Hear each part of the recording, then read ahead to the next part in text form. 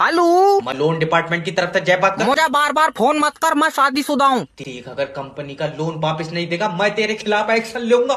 जैसे हिसाब से तेरा फोन आ रहा है, दिल तेरा पप्पी लेन का कर रहा है। सर, हमारा काम होता है कस्टमर को सेटिस्फाई करना। पागल, फोन पे सेटिस्फाई थोड़ी होऊंगा। तो कमरे पाओ। तेरा दिमाग सही है, मुझे तेरे कमरे पान की जरूरत नहीं है। अच्छा, हाँ, कंपनी से 14,000 रुपए लेता हूँ पूरी रात के। अरे सैलरी 14,000 लेता हूँ, गंदे आदमी।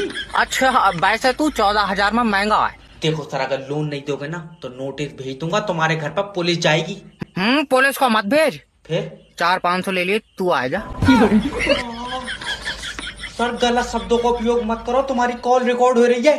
पगले, रिकॉर्डिंग का जमाना नहीं है। तू कमरे पाओ, मैं बनाऊंगा तेरी फेले।